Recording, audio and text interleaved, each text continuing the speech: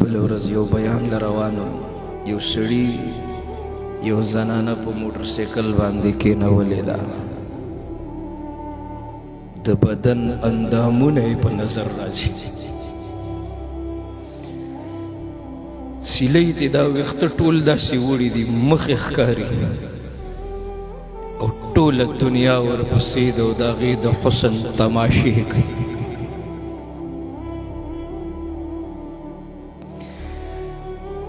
چې با وکتل نو زړه کې مې درد پیدا شو په سترګو کې مې اوښکې راغلې څه وکړمه بس زړه مې ودردېږي نو ما ته دې ملګري ویل دې ډریور مولانا صاحب ولې جاړې سترګو کې دې څه پرېوتل ستا خو په سترګو کې اوښکې دي د دې پېغلې خور په حال باندې چړا راځي د الله پیغمبر د اور تنور ولیدو کنه وی جبریله دا کم خلق دي بربنډې ښځې او بربنډ سړي پکې داسې په لمبو کې ښکته بره ختل جبریل ورته په ژړا شو یا رسول الله ستا د امت بې حیا سړي او بې حیا ښځې دي ما وی کوم امت چې د دنیا ګرمي نشي برداشت کولی د خېټې درد د سر درد نشي برداشت کولی لږه غوندې لوږه نشي برداشت کولی دا سرکشه قوم دا باغي قوم دا باغي د ګناهونو په دلدل کې ډوب امت به هغه د جهنم اور څنګه برداشت کوي چې 3000 کاله بل شوی اور دی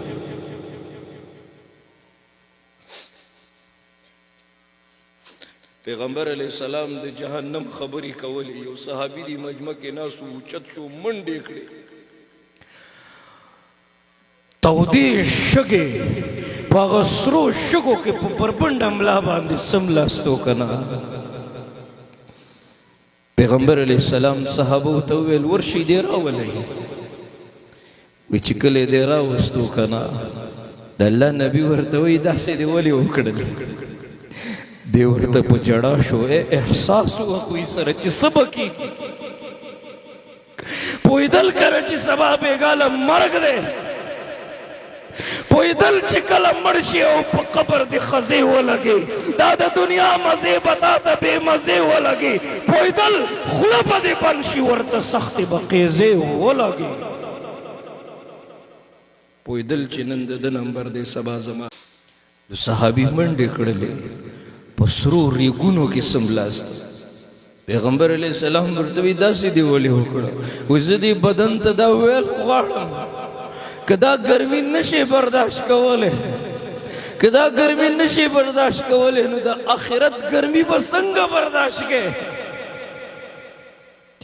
تاسو چې نن کور ته لاړ شئ یو ماچسو ډبې راواخلئ یو تیلی ولګوه 2 سیکنډم دی تیلی ته ته دا ګوته نشي نیولی دا خو نقلي اور دی زه مدرسه کې وم زما د خدمت نمبر و خیال مې نه و ګرم دیګی مې په دې لاس ونیو ټوله شپه خوب نه راته اوبو کې مې دا لاس داسې ډوبي ښه په دې نه چې لاس مې وسوځېده یاره را سره دا پیدا شو چې الله هغه حقیقي اور به څنګه برداشت کوو الله موږ د رحمت په صادر کې راونغاړه الله ستا د رحم منتظر یو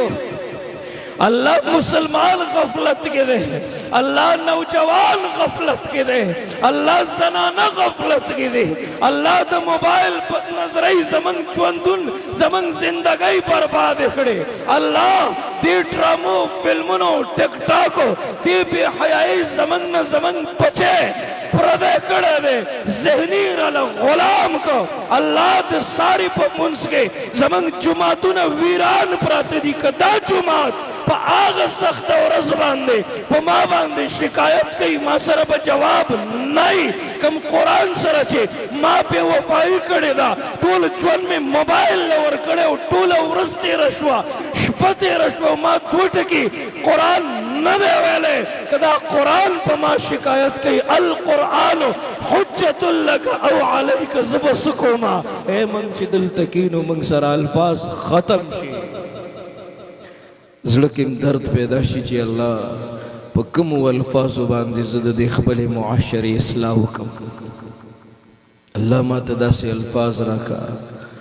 ما ته داسې یو درد را نصیب کړه چې زه د دې خپلو علما کرامو د دردونو ترجماني وکړم الله دې نوجوان ته دغه دردونه ورسوم